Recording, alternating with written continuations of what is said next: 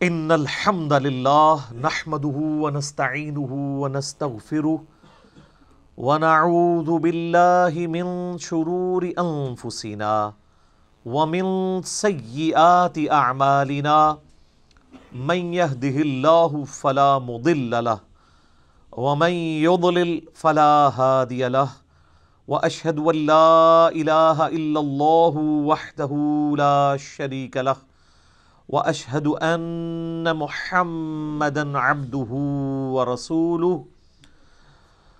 اما بعد فان خير الحديث كتاب الله وخير الهدي هدي محمد صلى الله عليه وآله وسلم وشر الامور محدثاتها وكل محدثة بدعة وكل بدعة ضلالة وكل ضلالة في النار.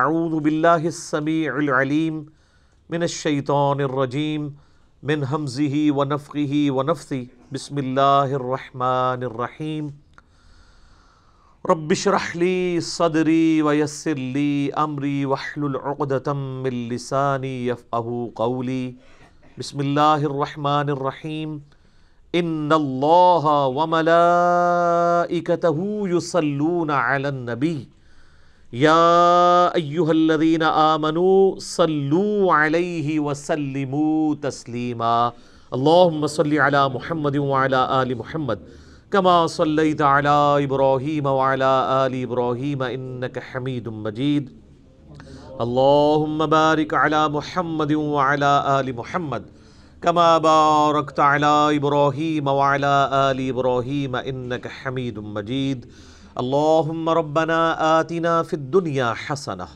وفی الآخرۃ حسنۃ وقنا عذاب النار اللہم ربنا آتنا من لدنک رحمۃ وہیئ لنا من امرنا رشدا لا الہ الا انت سبحانک انی کنت من الظالمین حسبنا اللہ ونعم الوکیل یا حی یا قیوم برحمتک استغیث ولا حول ولا قوة الا باللہ العلی العظیم آمین. الحمدللہ آج 12 جنوری 2020 کو سنڈے کے دن قرآن کلاس نمبر 12 میں 12 نمبر میں ہم سورۃ البقرہ کی آیت نمبر 36 سے آنورڈ سٹارٹ لیں گے. پچھلی دفعہ ہم نے قرآن حکیم کی آیات کا وہ پورشن ڈسکس کیا تھا جس میں اللہ تعالیٰ نے فرشتوں کو حکم دیا کہ آدم علیہ السلام کو سجدہ کیا جائے. سب کے سب سجدے میں گر پڑے سوائے ایک جن کے جس کا نام تفسیر طبری میں ہمیں عزازیل ملتا ہے. اہل سنت کے ہاں معتبر تفسیر ہے, شروع میں لکھی گئی عزت والا, لیکن بعد میں ذلت اس کا مقدر ہوئی. ابلیس بن گیا, وہ شیطان بن گیا. اس نے انکار کیا اور وہ متکبرین میں شامل ہوا. اس کے بعد حضرت آدم علیہ السلام اور سیدہ حوا کو اللہ تعالیٰ نے جنت میں بسایا. اب اس میں اختلاف ہے کہ یہ جنت وہی والی جنت ہے جو الٹیمیٹلی ہمیں ملنی ہے, یا یہ پروٹوٹائپ کوئی جنت تھی جس میں اللہ تعالیٰ نے کسی باغ میں انہیں بسایا ٹیسٹ کرنے کے لیے, اور انہیں حکم دیا کہ یہاں پر تم رہو, لیکن ایک چیز کا خیال رکھنا کہ یہ جو فلاں درخت ہے اس کے قریب بھی مت جانا ورنہ تم ظالموں میں شمار کیے جاؤ گے. اسی کانٹیکسٹ میں آیت نمبر 36 سے گفتگو آگے چل رہی ہے. اعوذ باللہ من الشیطان الرجیم بسم اللہ الرحمن الرحیم فَأَزَلَّهُمَ الشَّيْطَانُ, تو شیطان نے ان دونوں کو پھسلا دیا, یعنی راہ حق سے ہٹا دیا. عنہا, اس سے.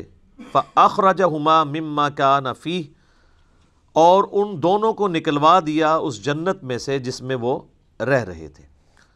اب اللہ تعالیٰ نے یہاں پہ تثنیہ کا صیغہ استعمال کیا, یعنی ان دونوں. کرسچینٹی کے اندر یہ چیز مشہور کر دی گئی کہ یہ سیدہ حوا تھی جنہوں نے سیدنا آدم علیہ السلام کو بہکایا, نعوذ باللہ. اور یہی چیز جو ہے وہ ہم مسلمانوں کے ہاں بھی پائی جاتی ہے کہ جی وہ حضرت آدم علیہ السلام کو بھی عورت نے نکلوایا تھا. کرسچینٹی تو پھر بہت آگے چلی گئی، انہوں نے تو ایول لفظ جو ہے نا یعنی برائی، اس کو جو ڈیڈکٹ کیا ہے ایو سے. اما حوا کو انگلش میں کہتے ہیں ایو، EVE، اور وہ کہتے ہیں ایکسس آف ایول جو ہے وہ عورت ہے. آج یہ لوگ عورتوں کے حقوق کی بات کرتے ہیں.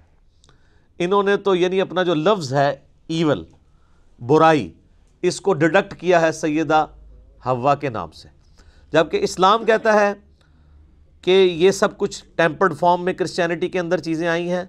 اللہ تعالیٰ نے ان دونوں کی غلطیوں کا ذکر اکٹھا کیا ہے کہ ان دونوں کو شیطان نے بہکایا، ان دونوں کی غلطی تھی کہ وہ شیطان کے پیچھے لگے، یہ کسی ایک کی غلطی نہیں تھی کہ وہ کھاتے میں ڈال دی جائے. وَقُلْ اهْبِطُوا بَعْضُكُمْ لِبَعْضٍ عَدُوٌّ، تو ہم نے فرمایا اب اتر جاؤ، تم سب ایک دوسرے کے دشمن ہوگے، تم میں سے بعض کے. یعنی حکم تو ان دونوں کو ہوا اترنے کا، لیکن اللہ تعالیٰ تو ظاہر اپنے ڈیوائن علم سے دیکھ رہا تھا ان دونوں سے ہی میں کثیر تعداد میں مرد و عورت زمین پہ بساؤں گا، تو گویا کہ پوری انسانیت کو زمین پہ اتار دیا.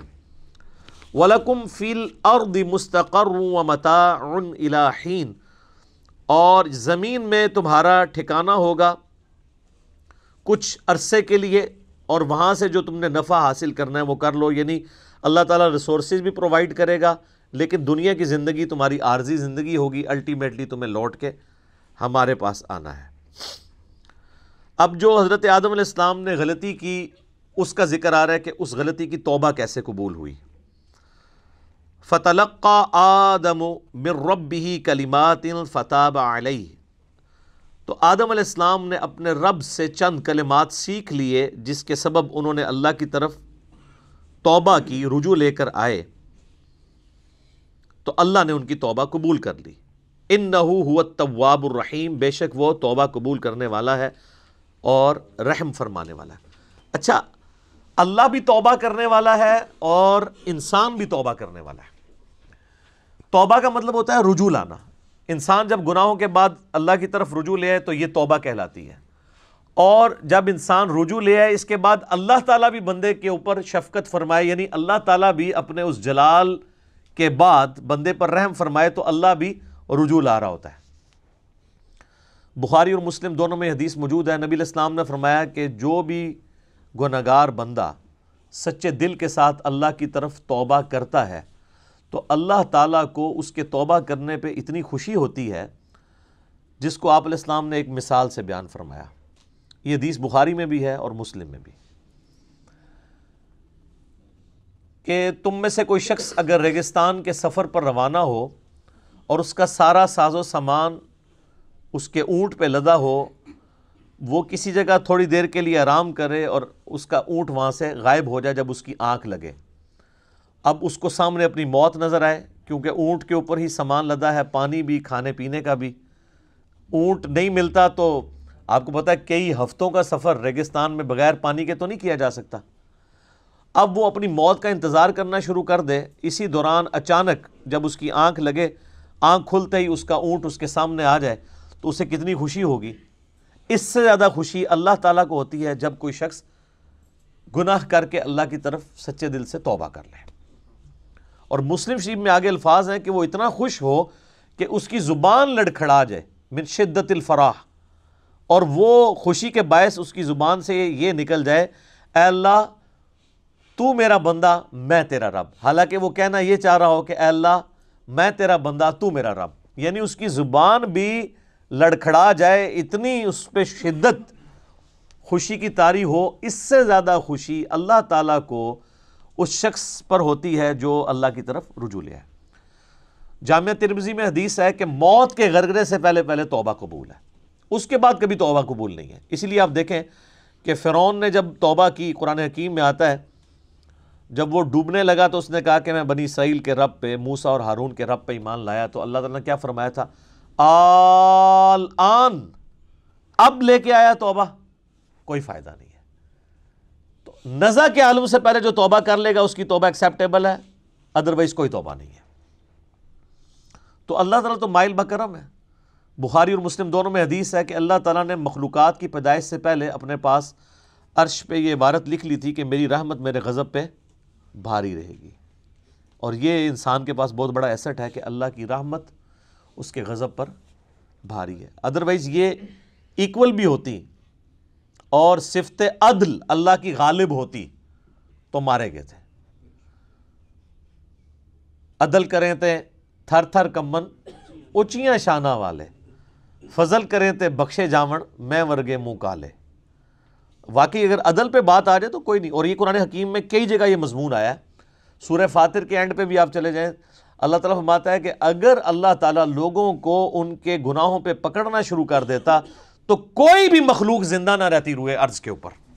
اگر یعنی اللہ تعالیٰ پکڑ شروع فرما دیتا تو یہ اللہ تعالیٰ ڈھیل دیتا ہے انسان کو کہ انسان اللہ کی طرف پلٹ آئے. بخاری اور مسلم دونوں میں حدیث ہے، نبی علیہ السلام نے فرمایا کہ حدیث قدسی ہے کہ جب میرا بندہ میری طرف ایک بالشت آتا ہے میں ایک ہاتھ اس کی طرف بڑھتا ہوں، وہ ایک ہاتھ بڑھتا ہے میں 2 ہاتھ اس کی طرف بڑھتا ہوں، ٹھیک ہے، 10 ہاتھ بڑھتا ہوں، وہ چل کے آتا ہے میں اس کی طرف دوڑ کے آتا ہوں. اور پھر آپ علیہ السلام فرمایا کہ اللہ تعالیٰ فرماتا ہے کہ میرا بندہ مجھے دل میں یاد کرے میں اسے دل میں یاد کرتا ہوں، وہ کسی مجلس میں یاد کرے میں اسے بہتر مجلس میں یاد کرتا ہوں. اور یہ حدیث اس بات کا ثبوت ہے کہ اللہ تبارک و تعالی انسان سے بڑھ کر اس پر رجوع فرمانے والا ہے. یعنی انسان ایک قدم بڑھتا ہے تو اللہ تعالیٰ 10 قدم اس کی طرف آتا ہے، بشرطے کہ وہ صدق دل سے اللہ کی طرف لوٹ آئے. یا ایھا الذین آمنوا توبوا الی اللہ توبۃ نصوحا، اے ایمان والو اللہ کی طرف ایسی توبہ کرو جو آگے کو نصیحت ہو جائے. یہ جو خالی خلی توبہ ہے نا یا استغفار کی تسبیح پھیرنا، یہ اللہ تعالیٰ کو جو ہے وہ محبوب نہیں ہے جب تک کہ اندر سے انسان سچائی کے ساتھ اللہ کی طرف لوٹ رہا ہے. پورے قرآن حکیم میں کوئی ایک آیت بھی ایسی نہیں ہے جس میں اللہ تعالیٰ نے یہ فرمایا ہو کہ جتنی مرضی بغاوت کر لو اور اس کے بعد باغی رہو تو میں تمہیں معاف کر دوں گا. ہمیشہ یہ ٹاپک آیا ہے کہ جو کوئی بغاوت کرتے ہیں اس کے بعد فوراً توبہ کر لیں اور پھر اپنی اصلاح بھی کر لیں، صرف توبہ نہیں، پھر اللہ تعالیٰ ان کو معاف کر دے گا. وہ تو پھر سورہ الفرقان کی آیت نمبر 70 میں ہے کہ اگر شرک سے بھی توبہ کر لے گا تو ہم اس کے گناہوں کو بھی نیکیوں سے بدل دیں گے. لیکن یہ جو آج کل دھوکہ دیا جا رہا ہے نا اللہ کی رحمت سے، اس میں میرا یوٹیوب پہ ایک کلپ بھی ہے، اللہ کی رحمت سے دھوکہ. اور لوگ کہتے ہیں اللہ تعالیٰ بڑا معاف فرمانے والا ہے. کس کو معاف فرمانے والا ہے؟ اس کو جو رجوع لے آئے. بغاوت کرنے والے کے لیے وہ ڈٹا رہے، اس کے لیے کوئی توبہ نہیں، اور رجوع لانے کے بعد اپنی اصلاح بھی کرے، اپنے آپ کو سدھار بھی لے. اچھا یہاں پہ جو الفاظ ہے فَتَلَقَّى آدَمُ مِن رَبِّهِ كَلِمَاتٍ فَتَابَ عَلَيْهِ، کہ آدم علیہ السلام نے چند کلمات اللہ تعالیٰ سے سیکھ لیے جس کی وجہ سے اللہ نے ان کی توبہ قبول کی. سورۃ البقرہ میں یہ کلمات نہیں آئے. اس کی وجہ یہ ہے کہ قصہ آدم اور ابلیس اس سے پہلے 6 مختلف جگہوں پر بیان ہو چکا ہے، لیکن مصحف کی ترتیب میں وہ جگہیں بعد میں آئیں گی. لیکن قرآن کے نزول کے اعتبار سے چونکہ یہ چیز ہو چکی ہوئی تھی، یہ تو مدنی صورت ہے، نبی علیہ السلام کے اعلان بعثت کی آلموسٹ سمجھ لے 15 سال کے بعد نازل ہوئی ہے، اور اس سے پہلے 2/3 مکی قرآن نازل ہو چکا تھا. اس میں وہ پوری ڈیٹیل موجود ہے سورۃ الاعراف کے اندر کہ وہ کلمات کیا تھے. ربنا ظلمنا انفسنا وان لم تغفر لنا وترحمنا لنکونن من الخاسرین، اے رب ہمارے ہم نے اپنی جانوں پر ظلم کیا اور اگر تو نے ہم پر رحم نہ فرمایا اور ہمیں معاف نہ کیا تو ہم خسارہ پانے والوں میں سے ہو جائیں گے. قصہ آدم اور ابلیس قرآن حکیم میں 7 مقامات پر آیا. اس میں آخری مقام یہ ہے جو سورۃ البقرہ میں ہم پڑھ رہے ہیں، لیکن مصحف کی ترتیب میں یہ پہلا مقام ہے. یہ سارے مقامات پہ جو سکیٹرڈ فارم میں شیطان کی اور اللہ تعالیٰ کی گفتگو ہوئی، حضرت آدم علیہ السلام کا اور اللہ کا جو معاملہ ہوا، اس کو میں نے ایک لیکچر کے اندر کور کیا ہے، مسئلہ نمبر 79، اللہ، انسان اور شیطان. یہ میرا ٹائٹل ہے اس لیکچر کا، مسئلہ نمبر 79. اس میں نے ساری جگہ سے ٹکڑے اٹھائے کہ یہ والا پورشن اتنے حصے میں ہے، یہ دوسری صورت میں بیان ہو، جس طرح اب یہاں پہ وہ کلمات نہیں ہیں. البتہ ایک کمزور درجے کی روایت ہے المستدرک للحاکم کے اندر کہ حضرت آدم علیہ السلام نے اللہ تعالیٰ کے حضور نبی صلی اللہ علیہ وآلہ وسلم کا وسیلہ پیش کیا، جس کی وجہ سے اللہ تعالیٰ نے ان کی مغفرت کی۔ پھر اللہ تعالیٰ نے ان سے پوچھا کہ تمہیں محمد صلی اللہ علیہ وآلہ وسلم کا علم کیسے ہوا؟ تو انہوں نے کہا کہ میں نے جو ہے وہ جب تو نے مجھے پیدا کیا تو میں نے تیرے عرش پہ تیرے نام کے ساتھ سیدنا محمد رسول اللہ صلی اللہ علیہ وآلہ وسلم کا مبارک نام دیکھا تھا، تو مجھے اسی وقت پتہ چل گیا کہ یہ ہستی تیرے حضور عزت والی ہیں۔ اب یہ حدیث تو حاکم کے اندر موجود ہے، لیکن انتہائی کمزور درجے کی روایت ہے یہ۔ امام ذہبی نے تو بلکہ اسے آلموسٹ لکھا ہے کہ یہ گھڑی ہوئی روایت ہے، اور انجیل برناباس جو پبلک کے اندر ایک مشہور ہے نا، اس میں بھی اس قسم کی ایک روایت لکھی ہوئی ہے۔ تو وہ تو ظاہر ہے کہ کرسچن آن بھی نہیں کرتے، میں نے اس کے اوپر کئی دفعہ بولا ہے کہ وہ کوئی اتھینٹک نہیں ہے۔ مسلمان اس کو اس لیے پیش کر دیتے ہیں کہ جی اس میں ظاہر ہے وہ میرے خیال میں تو کسی مسلمان نے بیٹھ کے لکھی ہے وہ، کیونکہ اس میں انہوں نے جو اسلوب اڈاپٹ کیا ہے وہ اللہ کی کتاب نہیں لگتی۔ اللہ کی کتاب کا تو ایک مزاج ہوتا ہے نا، اللہ کی کتاب کا مزاج جو ہے وہ توحید کے اراؤنڈ سینٹرڈ ہوتا ہے، جبکہ آپ انجیل برناباس پڑھیں گے تو وہ آپ کو لگے گا کوئی نعتیہ کوئی کتاب ہے، تو وہ تو اس کا اسلوب ہی بتا رہا ہے، تو اس لیے ہم تو اس کو آن نہیں کرتے۔ بہرحال میرا یوٹیوب پہ کلپ لاکھوں لوگوں نے دیکھا ہے۔ کیا یہ کائنات نبی علیہ السلام کے لیے بنائی گئی؟ کیونکہ اسی حاکم کی ایک روایت میں آتا ہے کہ ہم اگر محمد کو پیدا نہ کرتے تو یہ ساری کائنات بھی پیدا نہ ہوتی۔ یہ بات اپنی اصل میں اس حد تک تو درست ہے کہ پوری کی پوری کائنات انسان کے لیے پیدا ہوئی ہے، کسی ایک انسان کے لیے نہیں، انسانیت ایز اے ہول کے لیے، جو پچھلی دفعہ ہماری آیات بھی گزر چکی ہیں کہ ہم نے جو کچھ زمین میں ہے تمہارے لیے پیدا کیا۔ باقی اس کو اس طریقے سے بیان کرنا قرآن حکیم میں یہ بیٹھتا بھی نہیں۔ اس کی وجہ یہ ہے کہ قرآن حکیم میں 7 دفعہ یہ واقعہ بیان ہوا ہے۔ جو چیز پوری انسانیت کی ہدایت کا سبب بننے والی تھی کہ ہمارا اوریجن آدم علیہ السلام ہے، 7 دفعہ ایک واقعہ قرآن میں مختلف انداز سے آیا ہے۔ کسی ایک جگہ تو آ جاتا کہ نبی علیہ السلام کا وسیلہ پیش کیا گیا تھا۔ یہاں پہ بھی کلمات ہیں، وہ کہتے ہیں نہیں کلمات سے مراد وہ ہیں، بھئی وہ کلمات بھی قرآن کے اندر آ گئے ہیں سورۃ الاعراف میں، اور قرآن کی سب سے بیسٹ تفسیر وہی ہوتی ہے جو قرآن کے اندر موجود ہو۔ تو جب قرآن خود بتا رہا ہے کہ کن کلمات کے ساتھ توبہ کی تھی، ربنا ظلمنا انفسنا وان لم تغفر لنا وترحمنا لنکونن من الخاسرین، وہ کہتا ہے نہیں یہ بھی پڑھا تھا، نال ہے بھی پڑھا سی، اوئی واقعنا عذاب القبری واقعنا عذاب الحشری، کتنے لکھے ہے؟ وہ کہتے نہیں قرآن میں تو لکھا ہوا ہے ربنا آتینا فی الدنیا حسنہ وفی الآخرۃ حسنۃ وقنا عذاب النار، اور واقعنا عذاب القبری واقعنا عذاب الحشری تو لوگ خود نہیں لگایا ہوا نا لوگوں نے۔ تو اس کو پھر انہوں نے ایک مسئلہ بنا لیا، ایک ضد کا، پھر کہتے ہیں کہ جی یہ آپ گستاخی کرتے ہیں جب آپ اس طرح کی روایتوں کو نہیں مانتے۔ روایتیں نبی علیہ السلام سے ثابت ہوں گی تو مانی جائیں گی نا، ان کی سند صحیح ہوگی تو مانی جائیں گی نا، گستاخی والی کون سی بات ہے؟ یہ تو اسی طریقے سے ہے کہ اگر ہم عیسائیوں سے یہ کہیں کہ حضرت عیسیٰ علیہ السلام اللہ کے بیٹے نہیں ہیں، اور سورۃ المائدہ کی وہ آیت پڑھ دیں، آیت نمبر 75 نمبر آیت، کہ عیسیٰ اور ان کی ماں تو کھانے کے محتاج تھے، ایسے لوگ تمہارے مشکل کشا کیسے ہو سکتے ہیں جو روٹی کھانے کے محتاج ہوں؟ تو وہ عیسائی تو یہ سمجھے گا حضرت عیسیٰ کی توہین ہو گئی ہے۔ اس سے بھی بڑھ کے سورۃ المائدہ کی آیت نمبر 17 ہے کہ اگر اللہ اس چیز کا ارادہ کرے کہ عیسیٰ کو، اس کی ماں کو، اور جتنے لوگ ہیں زمین میں ان کو موت دے دے تو اللہ کا کوئی کیا بگاڑ لے گا؟ تو وہ کہیں گے او بڑی توہین کر دی آپ نے۔ بھئی توہین تو تب ہوتی ہے نا جب کسی انسان کے ساتھ کمپیئر کروایا جا رہا ہو۔ جب اللہ تعالیٰ توحید بیان کرے گا تو آپ کے ذوم میں آٹومیٹیکلی توہین آ جائے گی۔ اس میں انبیاء کی توہین نہیں ہے، بلکہ انبیاء ہی نے ہمیں یہ تعلیم دی ہے۔ ورنہ میں علم الکلام میں پھکی کے طور پہ ایک جواب دیتا ہوں کہ جامعہ ترمذی میں، سنن ابی داؤد میں، سنن ابن ماجہ میں حدیث ہے، نبی علیہ السلام کو ایک صحابی نے سجدہ کیا، آپ علیہ السلام فرمایا سر اٹھا یہ کیا کر رہا ہے؟ کہ یا رسول اللہ میں وہ کوفے کے پاس ہیرا نامی ایک شہر ہے وہاں گیا تھا، میں نے دیکھا لوگ اپنے سردار کو سجدہ کرتے ہیں، تو آپ تو اللہ کے رسول ہیں، آپ زیادہ حقدار ہیں کہ ہم آپ کو سجدہ کریں، آپ تو ہمارے مذہبی پیشوا بھی ہیں، ہمارے پولیٹیکل لیڈر بھی ہیں، ہمارے ہر لحاظ سے ہمارا سب کچھ آپ ہی ہیں۔ تو آپ علیہ السلام نے فرمایا کہ مجھے بتاؤ جب میں فوت ہو جاؤں گا اور تم میری قبر سے گزرو گے، کیا میری قبر پہ بھی سجدہ کرو گے؟ انہوں نے کہا نہیں یا رسول اللہ۔ تو فرمایا پھر مجھے کیوں سجدہ کر رہے ہو؟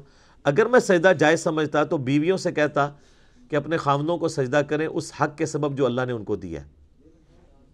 اب مجھے بتائیں کیا نبی علیہ السلام نے اپنی توہین خود کر دی؟ وہ صحابی تو حضور کی عزت میں حضور کو سجدہ کر رہا تھا نا، حضور سے محبت کا اظہار کر رہا تھا نا۔ تو یہ جو کہتے ہیں عشق دے چلے نمبر لے گئے تے چلا تے صحابی بھی ہو جائے تے حضور علیہ السلام قبول نہیں کر دے، آ گیا چلے سر چوک یعنی بریکٹ میں، یہ کیا کر رہا ہے؟ عشق دے چلے نہیں ہم نمبر لے گئے، علم والے۔ انما یخشی اللہ من عبادہ العلماء، اللہ کی خشیت اور معرفت صرف اہل علم کو ہے۔ قل رب زدنی علما، اے نبی تم بھی دعا کیا کرو اے میرے رب میرے علم میں اضافہ کر دے۔ قل هل يستوي الذين يعلمون والذين لا يعلمون انما يتذكر اولو الالباب، اے نبی فرما دو بھلا علم والے اور بغیر علم والے برابر ہو سکتے ہیں؟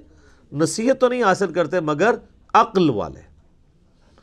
تو اسلام تو پورے کا پورا سینٹرڈ اراؤنڈ علم ہے، علم کے بغیر تو کچھ بھی نہیں ہے۔ اور علم وہ جو اللہ نے اپنے پیغمبروں کے ذریعے کتابوں کے ذریعے دیا ہے، تو اس کو اس طریقے سے ضد نہیں بنانا چاہیے۔ اب کتابوں کا ذکر ساتھ ہی آ گیا، قُلْ نَهْبِطُوا مِنْهَا جَمِيعًا، ہم نے حکم دیا کہ اب تم سب کے سب زمین پر اتر جاؤ، فَإِمَّا يَأْتِيَنَّكُم مِّنِّي هُدًى، پھر جب کبھی بھی میری طرف سے تمہارے پاس کوئی ہدایت کی چیز آئے گی یعنی کتاب، فَمَن تَبِعَ هُدَايَا فَلَا خَوْفٌ عَلَيْهِمْ وَلَا هُمْ يَحْزَنُونَ، تو جو کوئی اس کتاب کی پیروی کرے گا تو وہ قیامت والے دن نہ اسے کوئی خوف ہوگا نہ اسے کوئی غم ہوگا۔ اب یہ دیکھ لیں، کہتے ہیں کتابوں کی بات کرتا ہے، تو قرآن کیا کہہ رہا ہے کہ جب ہمارے ابا جی کو اور ہماری اماں کو اتارا گیا جنت سے تو انہیں یہی نصیحت کی گئی تھی، اور اللہ تعالیٰ ہمارے پوری انسانیت کو جو ان سے پیدا ہونے والی تھی، ہم نے ایک ہی دفعہ نصیحت کی کہ اب تو زمین پہ اتر جاؤ، جب کبھی بھی کوئی ہدایت کی کتاب آئے گی تم نے اس کی پیروی کرنی ہے۔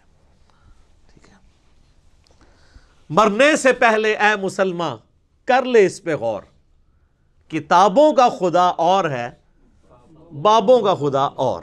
یہ وہی کتابی والی بات ہے جو میں نے دوسرے انداز میں بھی کہا ہوا ہے، نہ میں وابی نہ میں بابی، میں ہوں مسلم علمی کتابی۔ تو یہ علم اور کتابی تو ذکر ہو رہی ہے، پہلی نصیحت انسانیت کو یہ ہو رہی ہے کہ اب جا رہے ہو نا زمین پہ تو بس میری کتابوں کا انتظار کرنا ہے۔ تو جو کوئی کتابوں کی پیروی کرے گا اس کو نہ کوئی خوف ہوگا نہ کوئی غم۔ والذین کفروا وکذبوا بآیاتنا، اور جو لوگ ہماری آیات کا کفر کر دیں گے اور اس کو جھٹلا دیں گے، اولئک اصحاب النار، ایسے لوگ ہوں گے پھر جہنمی، ہم فیہا خالدون، وہ رہیں گے ہمیشہ ہمیشہ اس میں۔ تو جہنمیوں کی نشانی کیا ہے؟ جو اللہ کی کتاب سے بھاگے، جو کتابی نہیں ہے نا وہ جہنمی ہے۔ تو علمی کتابی ہونا چاہیے بندے کو، اور جو علم اور کتاب کو کہتا ہے سائیڈ میں رکھو، اور سٹوریاں اور کہانیاں اور فرسودہ خیالات ان کو لے کے چلتا ہے، تو اس کے لیے پھر اللہ تعالیٰ نے دوزخ بنائی ہے۔ اچھا، یہ جو آیات ہے نا سورۃ البقرہ کی آیت نمبر 38، اس میں اللہ تعالیٰ نے ریویلڈ نالج کا ذکر کر دیا ہے، وحی کے علم کا، کتاب اور سنت بھی اس میں شامل ہے، کیونکہ سورۃ الاحقاف میں آگے 26ویں پارے کے پہلے صفحے پہ یہ آیت ہے، ایتونی بکتاب من قبل ھذا او اثارۃ من علم ان کنتم صادقین، اے نبی ان سے فرماؤ کہ اگر تم میری اس کتاب کو نہیں مانتے ہو تو اس کتاب سے پہلے جو باقی نبیوں پہ کتابیں نازل ہوئی ہیں یا کوئی علم کے آثار ان کے آ رہے ہوں۔ تو علم کے آثار کو اللہ نے کتاب سے الگ ذکر کیا، علم کے آثار کیا؟ سنت۔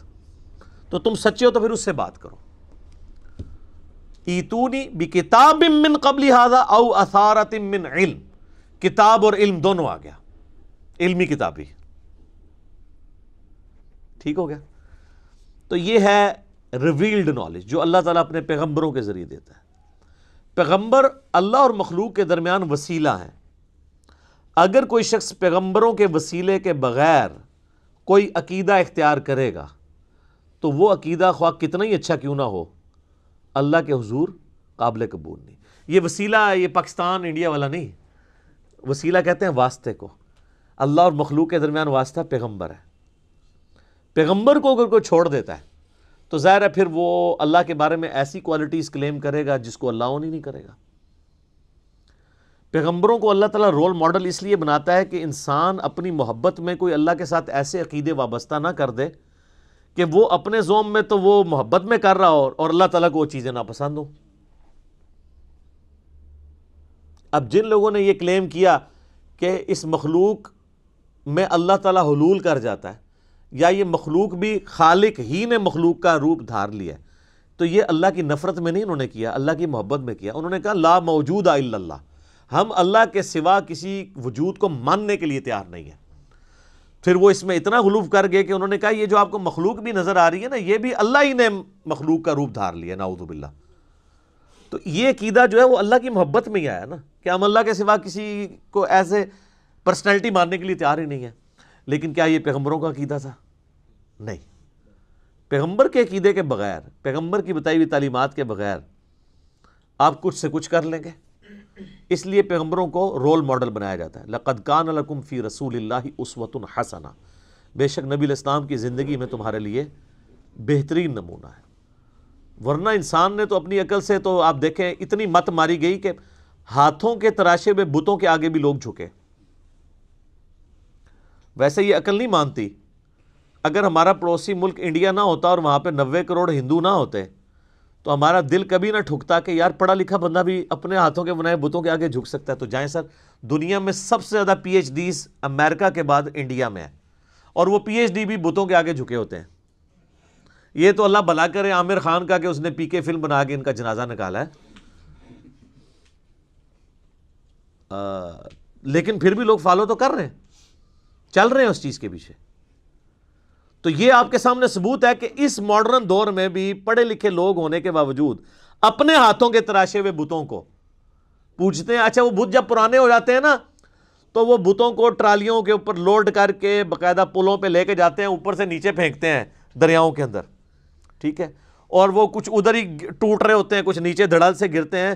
پھر بھی ان کو عقل نہیں آتی ہے کہ یار جو آپ کا معبود جس نے آپ جو بنایا ہوا ہے وہ پرانا ہو گیا، آپ اس کو پھر نیا گھڑ رہے ہیں.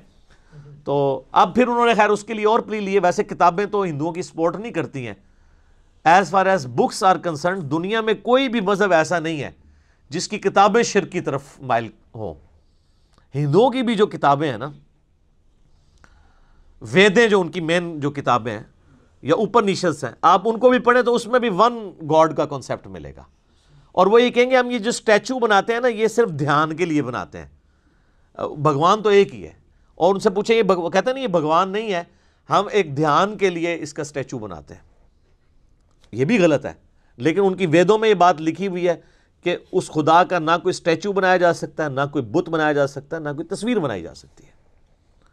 تو کتابوں تو وہ بھی نہیں چل رہے ہیں. اور ہمارے مسلمان پھر بڑا فخریہ بتا رہے ہوتے ہیں کہ جی دیکھیں جی ہندو تو اپنی کتابوں میں چل رہے تھے، تسی چل رہے ہو، تسی بھی تو کام چوک کے رکھے ہے. آپ دیکھ لیں مزارات کے اوپر جو کچھ ہو رہا ہے. تو آپ نے بھی تو یعنی وہی عقیدے کسی نہ کسی فارم میں بگاڑ کے اور ہستیوں کے ساتھ منسوب کیے ہوئے ہیں. اور پھر ہندوؤں کو بھی موقع ملتا ہے، وہ بھی پھر جملے کستے ہیں اور ایسی ایسی باتیں کرتے ہیں، پھر ہمیں بری لگتی ہیں.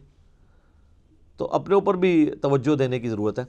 تو یہ ریویلڈ نالج یہ بنیاد ہے اللہ تک پہنچنے کی.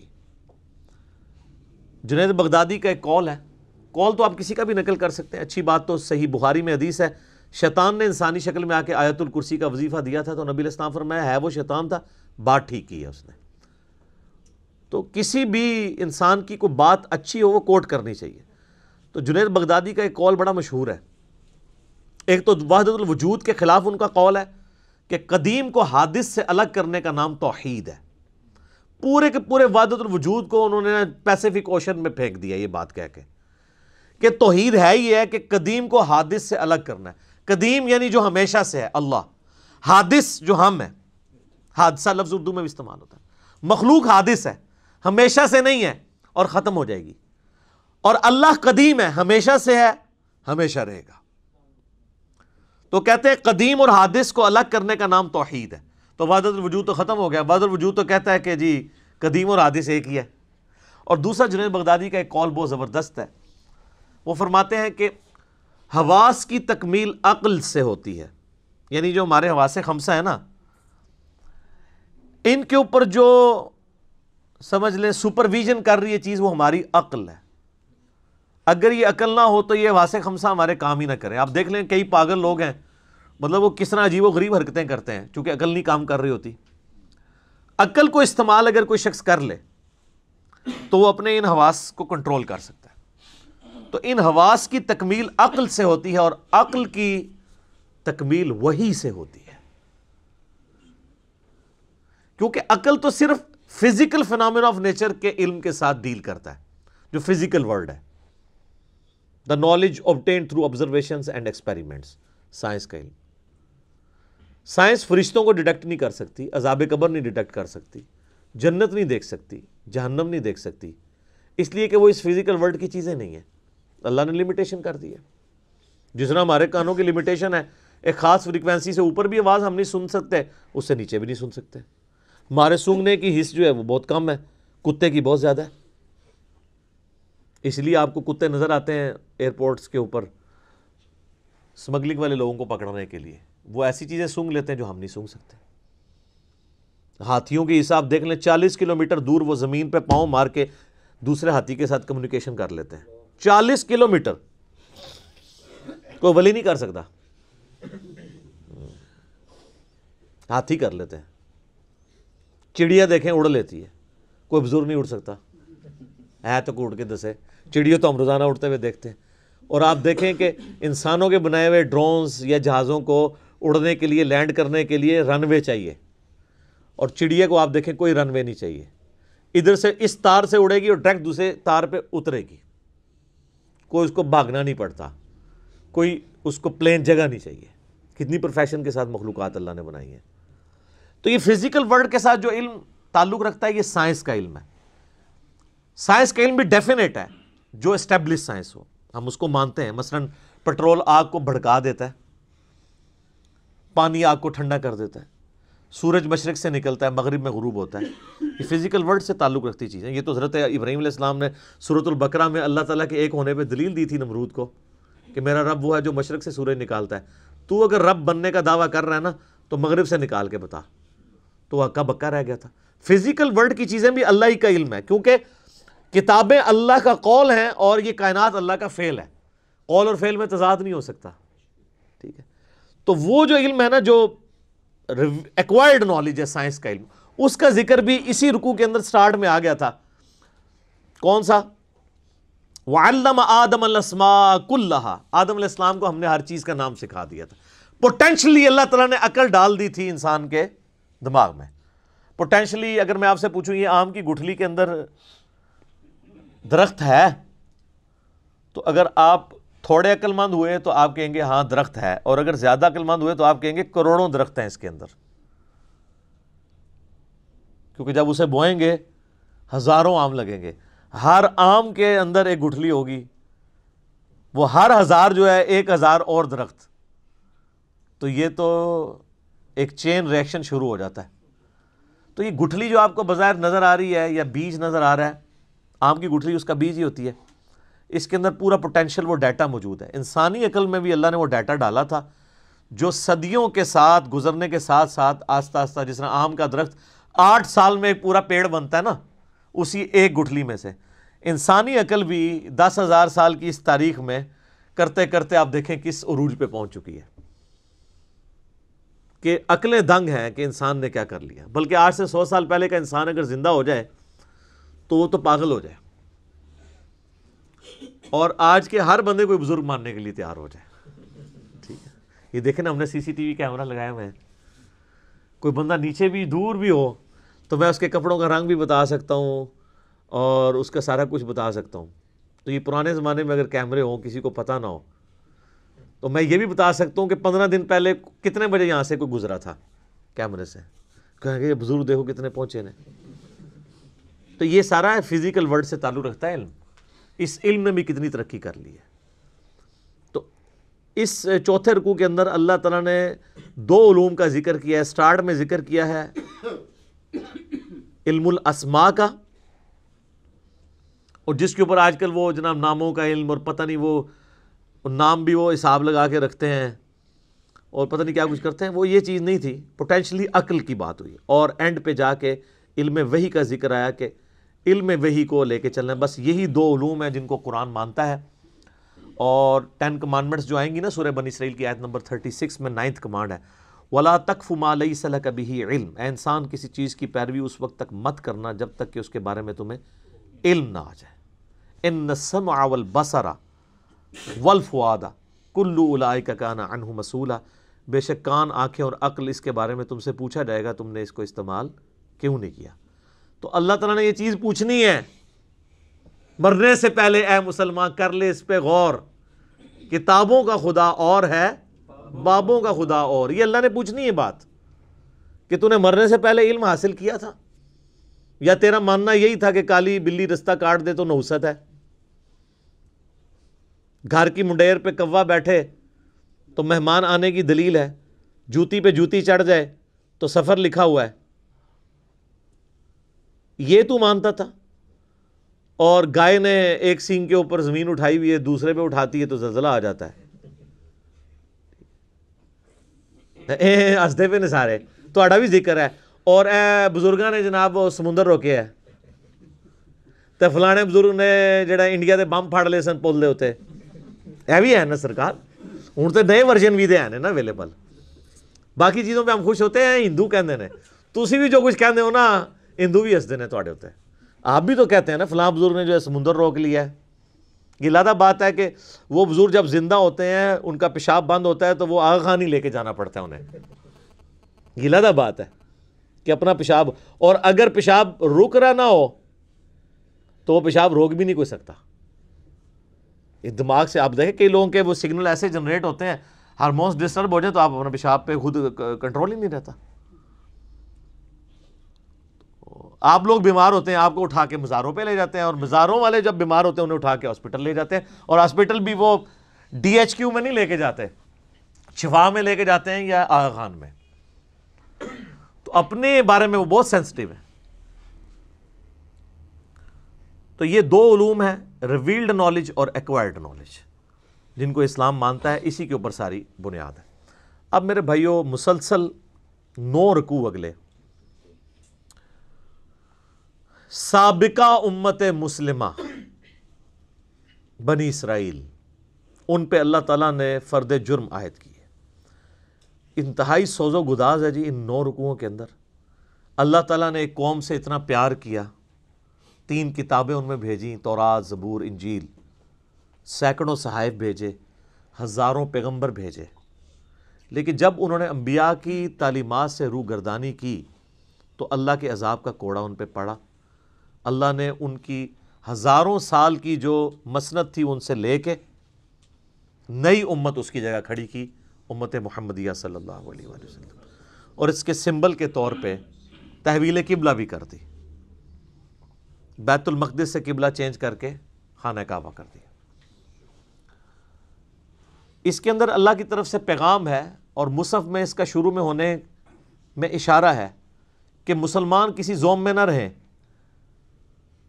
کہ وہ بڑی لاڈلی امت ہے۔ تم سے پہلے بھی لاڈلی امتیں گزری ہیں، لیکن جب وہ نبیوں کی تعلیمات کو، کتابوں کو پس پش ڈال دیتی ہیں تو پھر اللہ تعالیٰ کے عذاب کا کوڑا ان پہ برستا ہے، تم پہ بھی برسے گا۔ اور آپ دیکھیں گے اللہ تعالیٰ ان کی کئی ایک غلطیاں اس میں گنوائے گا، اور ہر غلطی کے گنوانے کے بعد ایک یونیورسل ٹروتھ آئے گا۔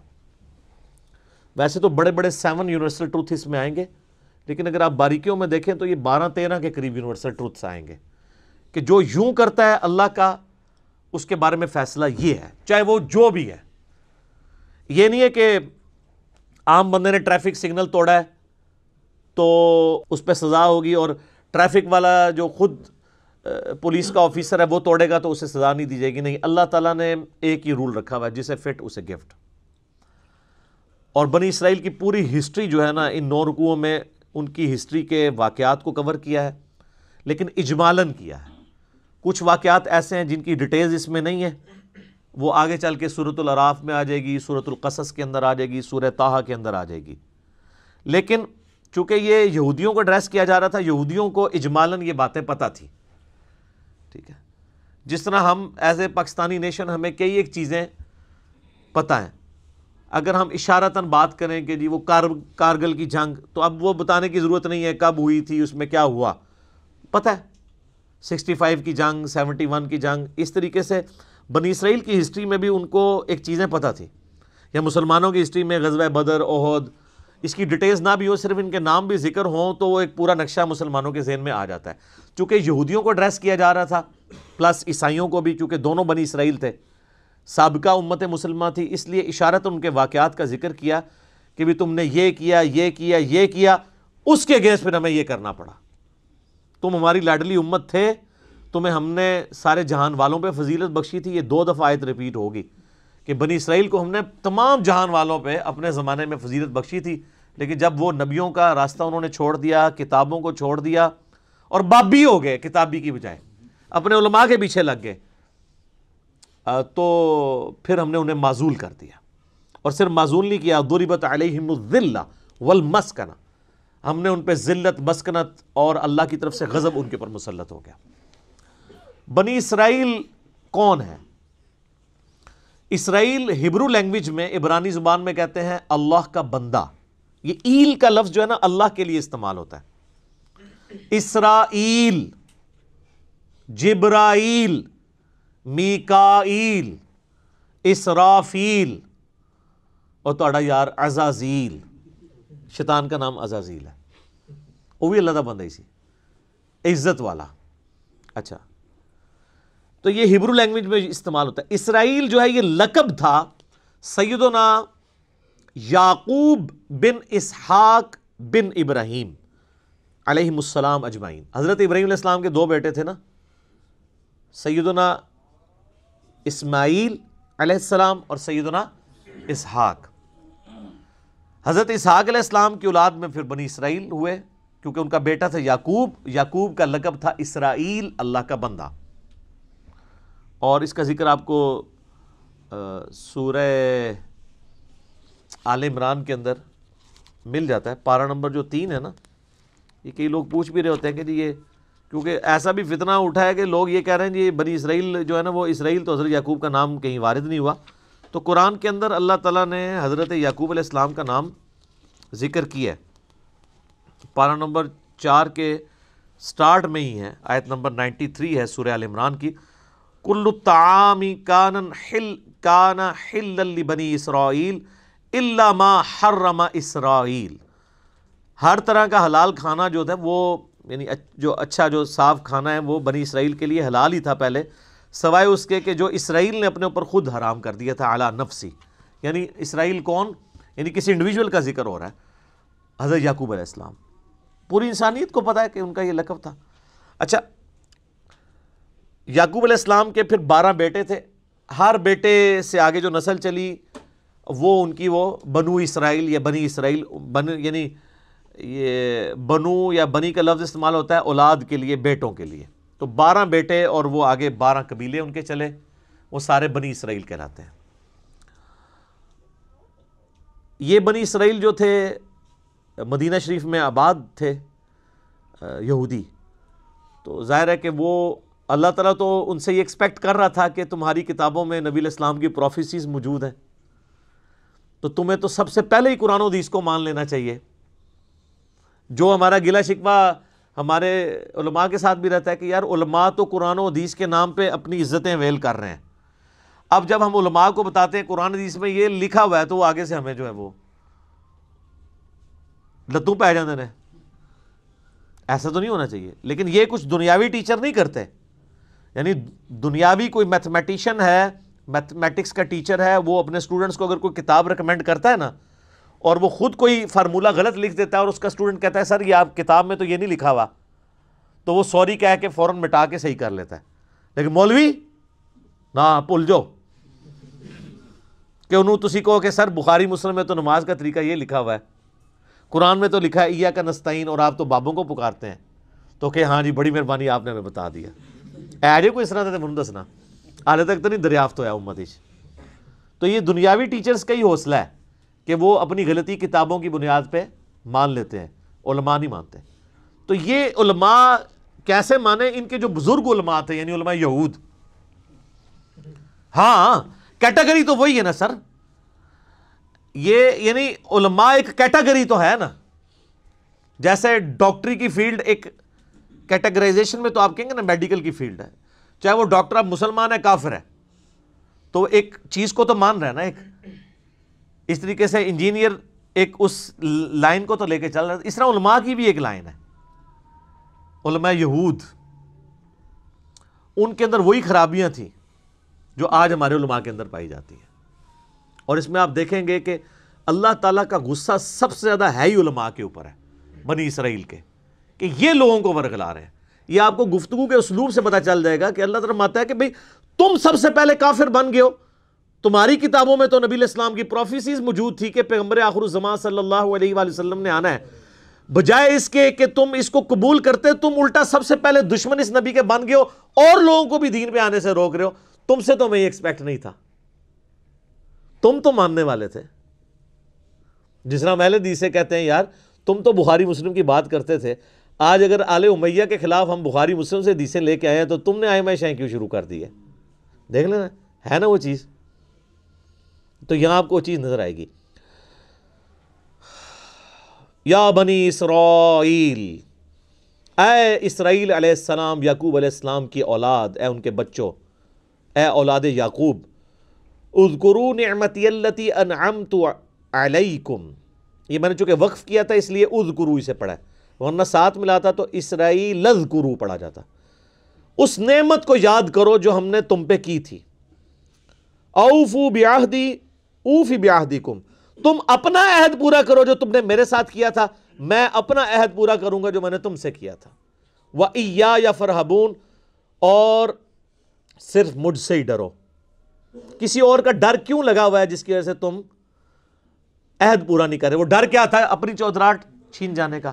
کون سا عہد تھا جس کا اللہ نے سٹارٹ کیا ہے بنی اسرائیل؟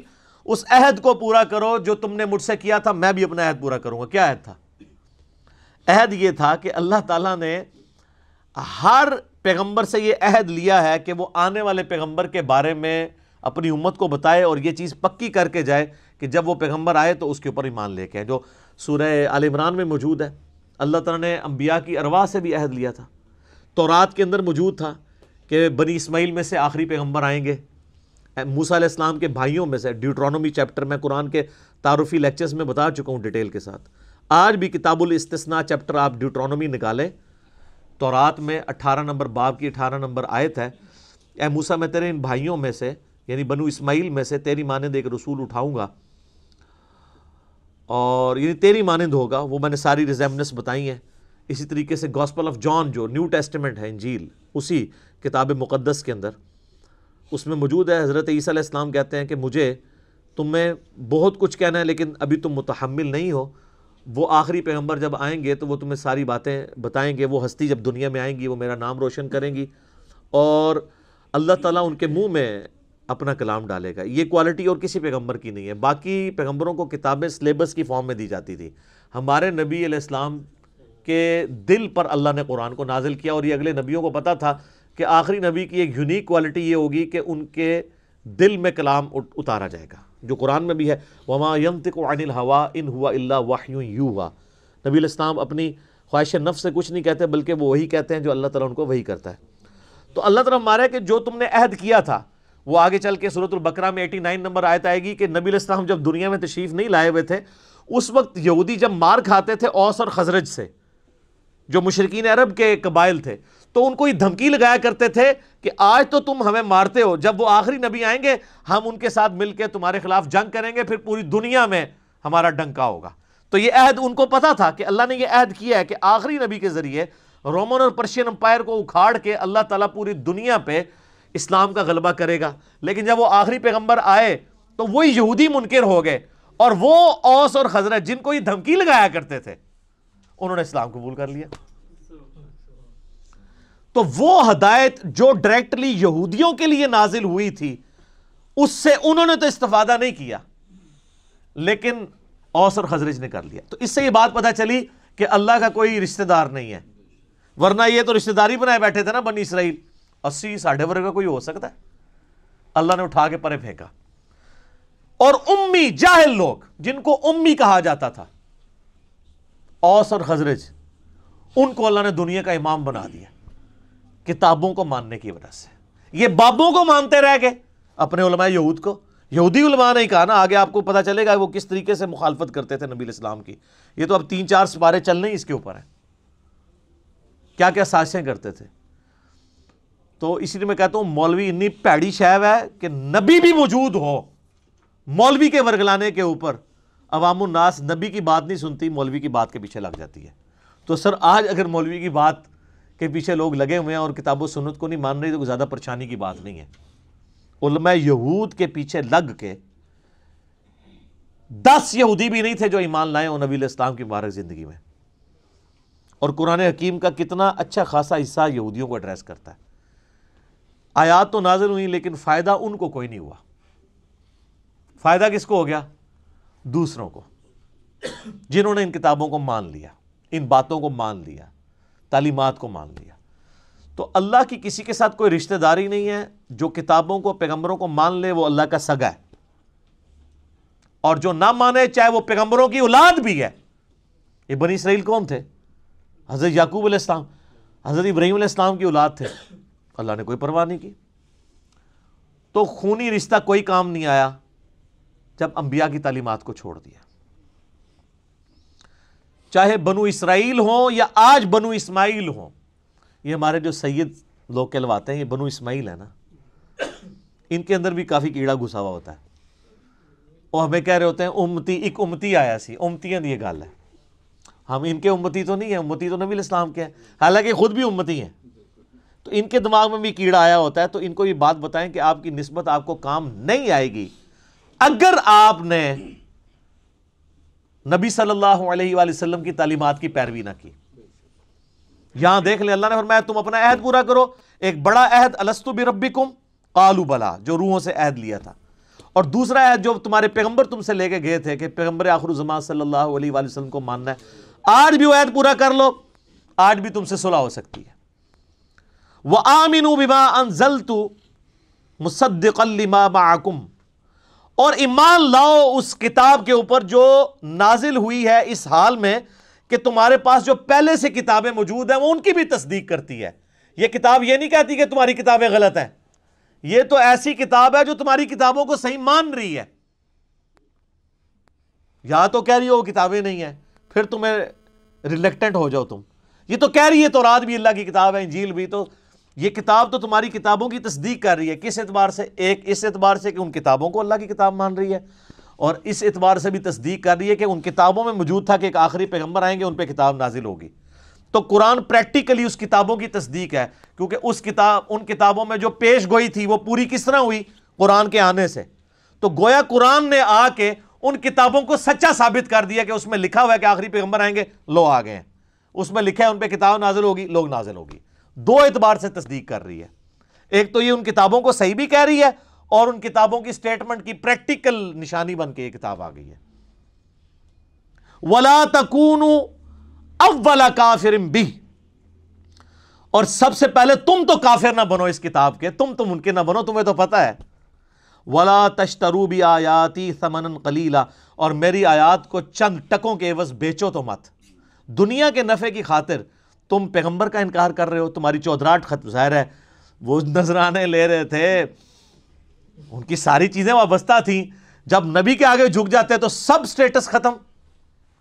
آج بھی اگر علماء کتاب و سنت کو مانے تو وہ اپنے فرقے کی مسجد میں سروائیو نہیں کر سکتے، کوئی ایک بات ان کے خلاف نہیں وہ کر سکتے، تو پہلے بھی ایسا تھا۔ تو اللہ فرما رہا ہے تم تو پہلے کافر نہ بنو اور چند ٹکوں کے عوض دین نہ بیچو، وَإِيَّايَ فَاتَّقُونَ، اور صرف مجھے سے ڈرو۔ یعنی بار بار اللہ تعالیٰ دیکھیں ڈرنے کا ذکر کر رہا ہے کہ اگر تمہیں واقعی اللہ کا خوف ہے نا کہ مرنے کے بعد اللہ کے حضور پیشی ہونی ہے تو پھر تم یہ ایمان قبول کر لیتے۔ تو اس سے کیا پتہ چلی کہ جو علماء نہ ڈر ہو جاتے ہیں، بے فکرے ہو جاتے ہیں اللہ تعالیٰ کے معاملات میں، ان کو کبھی بھی ہدایت نہیں ملتی، نیور۔ جس کی مثال یہ ہے کہ نبی علیہ السلام کے مبارک زمانے میں ان کو ہدایت نہیں ملی۔ وَلَا تَلْبِسُوا الْحَقَّ بِالْبَاطِلِ، اور حق کو باطل کے ساتھ مت ملاؤ، وَتَكْتُمُوا الْحَقَّ، اور حق کو مت چھپاؤ، وَأَنْتُمْ تَعْلَمُونَ، اور تم جانتے تو ہو کہ یہ حق ہے. جانتے بوجھتے ہوئے حق اور باطل کو مکس نہ کرو، گڑبڑ کر. یہ کنفیوز کر دیتے ہیں آج بھی. آپ علماء دیکھیں، آپ کوئی بات لے کے جائیں نا، وہ اور ہی کوئی بات کر دیتے ہیں. آپ ان کو بتائیں جی بخاری میں لکھا ہے کہ رفع دین سے نماز پڑھو، اور جی بخاری میں تو لکھا ہے کھڑے ہو کے پیشاب بھی کر سکتے ہیں. یہ کیا کر رہے ہوتے ہیں؟ کوئی اور بات کو اس کا مکس کر کے اس معاملے کو ڈیلیوٹ کرنے کی کوشش کر دیتے ہیں. تو سر بالکل مرد کھڑے ہو کے پیشاب کر سکتا ہے، یہ تو اللہ نے بہت بڑی سہولت دی ہے مسلمانوں کو. ہم کا بھی انکاری ہیں، لیکن چونکہ انہوں نے پٹی پڑھائی ہوئی ہے پبلک کو، جیسے کہا کہ جو وہ بت رکھ کے آتے تھے اس لیے رفع دین ہوتا ہے.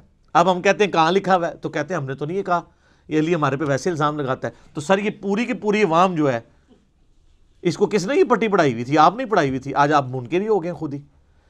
تو یہ ان آیات کے اوپر میں انشاءاللہ اگلی دفعہ گفتگو کروں گا، اور یہ آج کا قرآن میں آپ کے سامنے رکھوں گا.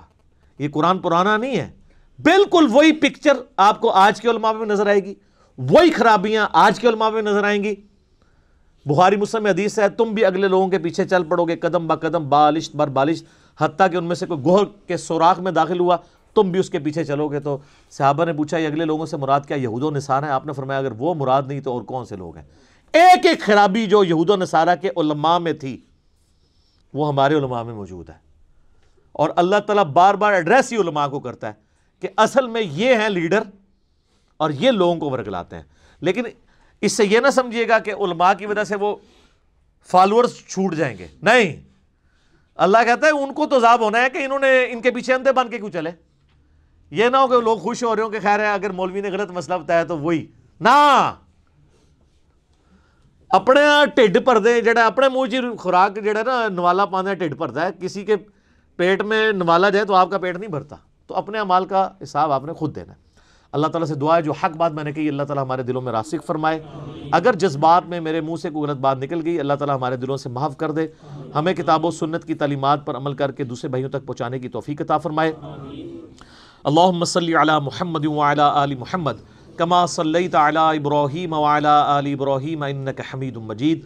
اللہم بارک علی محمد وعلی آل محمد کما بارکت علی ابراہیم وعلی آل ابراہیم انک حمید مجید. سبحانک اللہم وبحمدک اشہد ان لا الہ الا انت استغفرک واتوب الیک وما علینا الا البلاغ المبین. جزاکم اللہ خیرا. احسن الجزاء.